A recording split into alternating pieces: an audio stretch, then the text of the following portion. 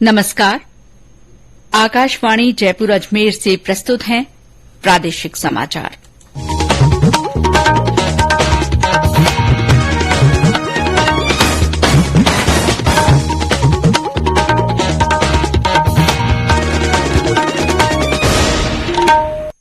मुख्य समाचार।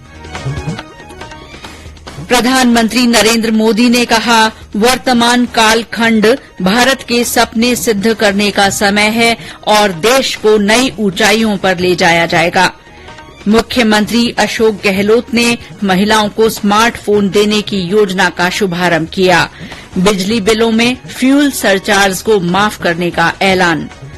Reserve bank ने लगातार तीसरी बार मुख्य ब्याज दरों में कोई बदलाव नहीं किया। और पुलिस ने महिलाओं और बालिकाओं के साथ छेड़छाड़ की घटनाओं को रोकने के लिए अभियान शुरू किया। मनचलों के खिलाफ सख्त कार्रवाई के आदेश। समाचारों के साथ मैं शीला चावला और अब समाचार विस्तार से। प्रधानमंत्री नरेंद्र मोदी ने कहा है कि वर्तमान कालखंड भारत के लिए अपने सपने सिद्ध करने का समय है। ऐसे समय में देश के लोगों को सपना पूरा करने के लिए सबको मिलकर प्रयास करना होगा। श्री मोदी आज लोकसभा में अविश्वास प्रस्ताव पर बहस का जवाब दे रहे थे। श्री मोदी ने कहा कि सरकार ने देश के युवाओं को खुले आसमान में उड़ने के लिए हौसला दिया है। दुनिया में भारत की बिगड़ी हुई साख को भी संभाला है और उसे एक बार फिर नई ऊंचाइयों पर ले गए हैं। विपक्ष को घेरते हुए श्री मोदी ने कहा कि कुछ लोग देश की साख को बिगाड़ने का प्रयास कर रहे हैं।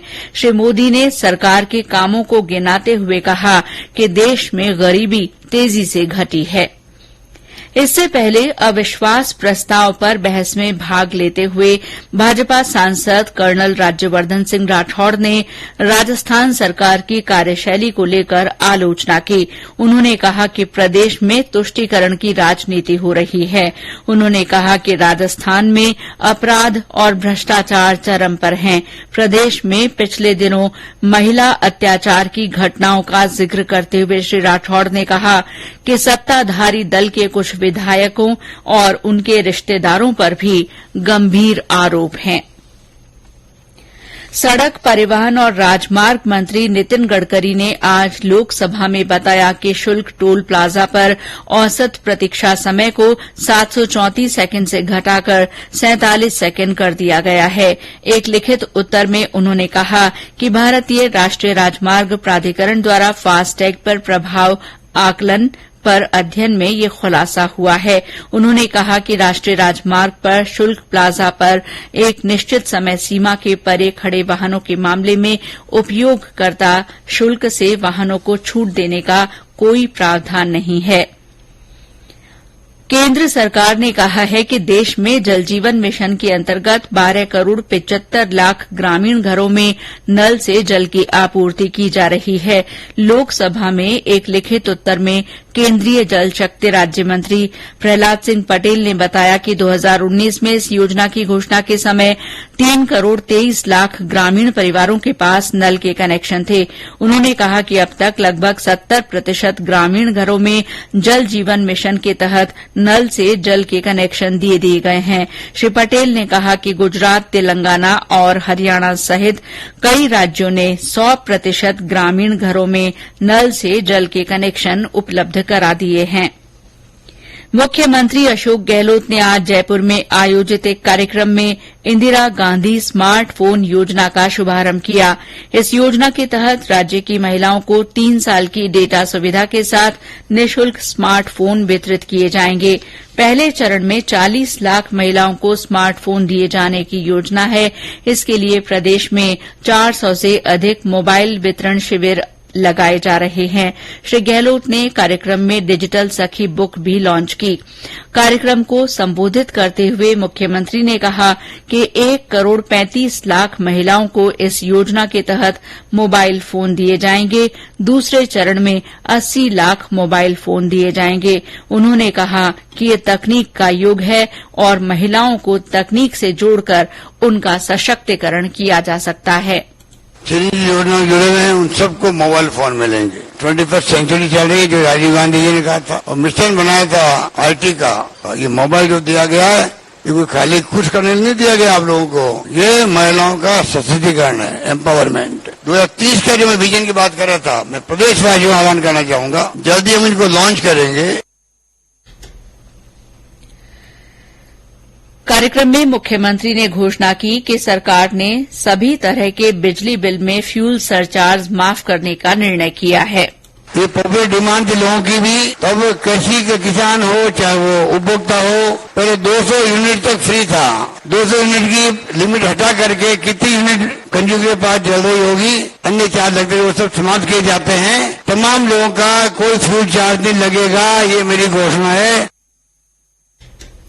मुख्यमंत्री ने कुछ महिलाओं को मोबाइल फोन भी वितरित किए। कार्यक्रम में मंत्रिमंडल के सदस्य, कांग्रेस नेता और वरिष्ठ अधिकारी मौजूद रहे।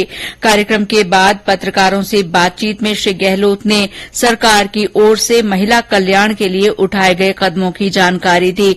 उन्होंने कहा कि सरकार मंचलों के खिलाफ बड़ी कार्रवाई करने की तैयारी में है और हर थाने में ऐसे मंचलों की सूची बनाई जाएगी। मुख्यमंत्री ने कहा कि सरकार राज्य में ओबीसी, एसटी/एससी का आरक्षण बढ़ाने पर भी विचार कर रही है। इसके लिए तथ्यों का परीक्षण करवाया जा रहा है। प्रदेश के विभिन्न जिलों में भी आज कार्यक्रम आयोजित कर इंदिरा गांधी स्मार्ट फोन योजना के लाभार्थियों को फोन दिए गए। ये समाचार आकाशवाणी जयपुर अजमेर से प्रसारित किए जा रहे हैं। रिजर्व बैंक ने लगातार तीसरी बार मुख्य ब्याज दरों में कोई बदलाव नहीं किया है। द्विमासिक मौद्रिक नीति की घोषणा करते हुए बैंक के गवर्नर शक्तिकांत दास ने कहा कि मौद्रिक नीति समिति ने सर्वसम्मति से रेपो रेट दर 6.5% पर यथावत रखने का फैसला किया है। रेपो रेट वो दर है जिस पर रिजर्व बैंक वाणिज्यिक बैंकों को धन उधार देता है। श्री शक्तिकांत दास ने कहा कि स्थायी जमा सुविधा एसडीएफ पर ब्याज की दर 6.25% और मार्जिनल स्टैंडिंग सुविधा एमएसएफ पर ब्याज और बैंक रेट पर ब्याज की दर 6.75 पर यथावत रखी गई है। गवर्नर ने वर्ष 2023-24 के लिए सकल घरेलू उत्पाद की वृद्धि दर 6.5% रहने का अनुमान व्यक्त किया है। रिजर्व बैंक ने कहा है कि वो ऋण लेने वालों को फ्लोटिंग ब्याज दर से फिक्स ब्याज दर में बदलने का विकल्प देने की योजना पर काम कर रहा है। पुलिस ने प्रदेश में स्कूल कॉलेजों के बाहर और भीड़भाड़ वाले अन्य स्थानों पर महिलाओं और बालिकाओं के साथ मंचलों द्वारा छेड़छाड़ और छींटाकशी की घटनाओं को रोकने के लिए आज से अभियान शुरू किया है। ये अभियान 18 अगस्त तक चलेगा। पुलिस की अतिरिक्त महानिदेशक सिविल राइट्स स्मिता श्रीवास्तव ने बताया कि अभियान के अंतर्गत स्कूल, कॉलेज, सार्वजनिक स्थान, कोचिंग सेंटर, गर्ल्स हॉस्टल और भीड़भाड़ वाले स्थानों पर पुलिसकर्मियों द्वारा निगरानी की जाएगी। ट्रेन, बस, सार्वजनिक परिवहन के अन्य साधनों में सादा वस्त्रों में पुलिसकर्मी निगरानी रखकर कार्रवाई करेंगे। इस दौरान पुलिस द्वारा स्कूल, कॉलेज और कोचिंग सेंटर पर महिला गरिमा हेल्पलाइन 1090, चाइल्ड हेल्पलाइन नंबर 1098 और संबंधित जिलों के व्हाट्सएप हेल्पलाइन नंबरों का व्यापक प्रचार प्रसार किया जाएगा। साथ ही महिलाओं और बालिकाओं को जागरूक किया जाएगा। इस अभियान के तहत किसी तरह की शिकायत मिलने पर और किसी भी संदिग्ध घटना के संज्ञान में आने पर त्वरित कार्रवाई सुनिश्चित की जाएगी। मुख्यमंत्री अशोक गहलोत ने कहा है कि देश के वर्तमान हालात में गांधी दर्शन अत्यंत महत्वपूर्ण है। राज्य सरकार महात्मा गांधी के विचारों और मूल्यों से नई पीढ़ी को रूबरू करवाने के लिए विभिन्न प्रयास कर रही है। इसी क्रम में गांधी जयंती के अवसर पर जयपुर में अहिंसा क्रांति रैली का आयोजन किया जाएगा। इस रैली के माध्यम से गांधी जी के सिद्धांतों को आम जन तक पहुंचाया जाएगा। श्री गहलोत आज मुख्यमंत्री निवास से वीडियो कॉन्फ्रेंस के जरिए मेडिकल कॉलेज ऑडिटोरियम जोधपुर में महात्मा गांधी जीवन दर्शन पर आयोजित अंतर्राष्ट्रीय संगोष्ठी के समापन समारोह को संबोधित कर रहे थे। श्री गहलोत ने कहा कि सत्य और अहिंसा का कोई विकल्प नहीं है। देश भर में 15 अगस्त को होने वाले स्वतंत्रता दिवस समारोहों से पहले केंद्रीय मंत्री और सांसद कल दिल्ली में आयोजित तिरंगा यात्रा में शामिल होंगे। केंद्रीय संस्कृति मंत्री जी किशन रेड्डी ने आज नई दिल्ली में संवाददाताओं से बातचीत में बताया कि यात्रा शहर के प्रगति मैदान से कर्तव्य पथ तक निकाली जाएगी। श्री रेड्डी ने कहा कि प्रधानमंत्री नरेंद्र मोदी ने देशवासियों से 13, 14 और 15 अगस्त को अपने घरों पर तिरंगा फहराने का आग्रह किया है। हर घर तिरंगा अभियान में रेलवे की ओर से आजादी के दौरान रेलवे के योगदान पर प्रदर्शनी लगाई जाएगी। उत्तर पश्चिम रेलवे के मुख्य जनसंपर्क अधिकारी कैप्टन शशि किरण ने बताया कि ये प्रदर्शनियां चुनिंदा रेलवे स्टेशनों पर लगेंगी। विभाजन के समय जो देशवासियों ने बलिदान और संघर्ष किया था, उसकी याद में हम प्रमुख स्टेशनों पर एक प्रदर्शनी भी आयोजन कर रहे हैं, जिसमें कि विभाजन की विभीषिका को दर्शाया जाएगा। आप सभी से अनुरोध है कि कृपया इन स्टेशनों पर जो प्रदर्शनी लगी उसमें आप आकर के और देखिए, और इन प्रदर्शनी के माध्यम से हम जो रेलवे का जो योगदान रहा विभाजन के समय, उसको भी हम चित्रित करेंगे।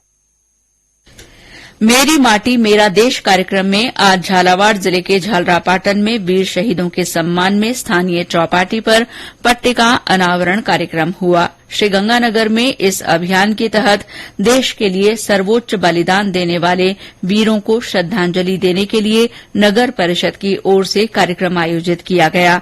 इस दौरान सभी लोगों को राष्ट्रीय एकता की शपथ दिलाई गई। प्रदेश में राजीव गांधी शहरी और ग्रामीण ओलंपिक खेलों की पहले चरण की स्पर्धाएं आज संपन्न हुई। अगले चरण में ग्रामीण ओलंपिक के तहत ब्लॉक स्तर की प्रतियोगिताएं 17 अगस्त से 22 अगस्त तक होंगी। इसी तरह शहरी ओलंपिक के तहत जिला स्तरीय प्रतियोगिताएं 1 से 6 सितंबर तक चलेंगी। बीकानेर जिले में पहले चरण में 4000 से ज्यादा विजेता टीमों को स्वर्ण पदक और प्रशस्ति पत्र दिए गए। और अंत में मुख्य समाचार एक बार फिर। प्रधानमंत्री नरेंद्र मोदी ने कहा है कि वर्तमान कालखंड भारत के सपने सिद्ध करने का समय है और देश को नई ऊंचाइयों पर ले जाया जाएगा। मुख्यमंत्री अशोक गहलोत ने महिलाओं को स्मार्टफोन देने की योजना का शुभारंभ किया। उन्होंने बिजली बिलों में फ्यूल सरचार्ज को माफ करने का ऐलान किया। रिजर्व बैंक ने लगातार तीसरी बार मुख्य ब्याज दरों में कोई बदलाव नहीं किया है और पुलिस ने महिलाओं और बालिकाओं के साथ छेड़छाड़ की घटनाओं को रोकने के लिए अभियान शुरू किया है। इसके साथ ही प्रादेशिक समाचार बुलेटिन समाप्त हुआ। नमस्कार।